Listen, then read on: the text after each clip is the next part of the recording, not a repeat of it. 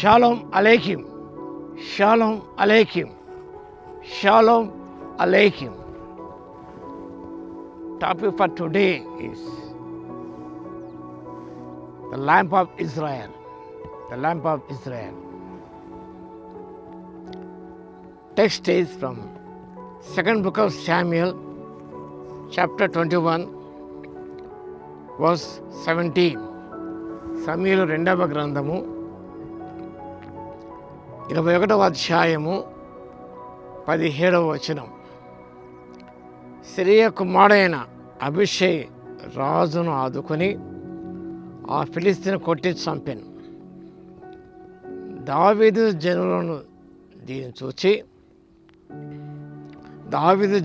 చూచి ఇశ్రాయేలుకు దీపముగా నీవు ఆరిపోకుండానట్లు నువ్వు మీద మాతో కూడా యుద్ధములకు రావద్దని అతని చేత ప్రమాణం చేయించిదే.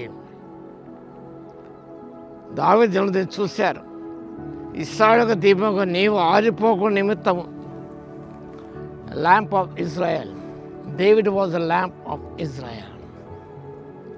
దావీదు యొక్క జీవితం అనేది ఇశ్రాయేలు దేశానికి, రాజ్యానికి ఒక దీపముగా ఉన్నది. కాబట్టి నీవు ఆరిపోకుండా నిమిత్తం మాతో కూడా యుద్ధం కూడా రావద్దని అంత ప్రమాణం చేయించారు. Lamp of Israel means, in other words, it was the glory of Israel. ఇశ్రాయేలు దేశానికి ఆయన మహిమకారణంగా ఉన్నాడు, దీవెనకరంగా ఉన్నాడు, ప్రగతిని సాధించే వ్యక్తిగా ఉన్నాడు, ఇశ్రాయేలు జనాంగం మేలుకరంగా ఉన్నాడు. అన్ని విధాలకు కూడా దేవుని ప్రజలని ఇశ్రాయేలుకు ఆయన అండగా, ఆశీర్వాదకరంగా, ఒక ఆరిపోని దీపముగా ఉన్నాడు. కాబట్టి నీవు ఉండాలి అంటూ ఆయనతో ప్రమాణం చేయించారు. Such light is always being kindled by God himself. దేవుని చేత వెలిగించబడిన వాడు ఆయన. మన జీవితాలు కూడా దేవుని చేత వెలిగించబడినప్పుడు దేదీప్యమానంగా వెలుగొందుతాయి. God is our light. Jesus Christ is the light of the world. Is the real light. వారు ఆయన తట్టు చూడగా వారికి వెలుగు కలిగిన దేవుని వాక్యం సెలవిస్తుంది. యోహాను సువార్త 1వ అధ్యాయం చదివితే యేసు ప్రభు గురించి రాయబడింది. నిజమైన వెలుగు ఉండేనన్నమాట. యేసు యొక్క జీవితం అనేది ప్రజలు కాదు, దేశానికి, ప్రపంచానికే మహిమకరంగా ఉన్నది.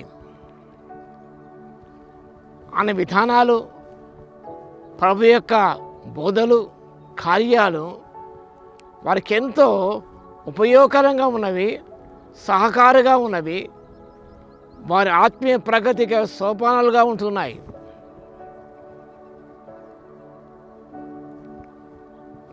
మరొక వ్యక్తి మనకు కనిపిస్తాడు. యోహాను సువార్త 5వ అధ్యాయము 35వ వచనంలో జాన్ ద బ్యాప్టిస్ట్, ఆయన గురించి రాయబడింది. ప్రకాశిస్తున్న దీపం అయి ఉండేనని ఆయన గురించి రాయబడింది.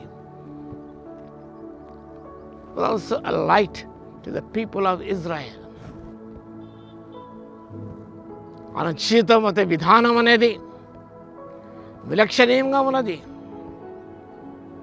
కానీ మన జీవితాలకు కూడా అంధకారం ఈ లోకంలో, పాపభూయిష్టం ఈ లోకం జీవిస్తుండగా అవి దేవునికి మహిమకరంగా ఉండాలి. ప్రజలు ఆ వెలుగును సంతోషించే జాయ్ ఇన్ దట్ లైట్. ఆ వెలుగులో చూసి సంతోషించాలి. జాన్ ది బ్యాప్టిస్ట్ రాయబడింది, అతను పుట్టినందున అనేకులు సంతోషింతురనెను. Many shall rejoice at his birth.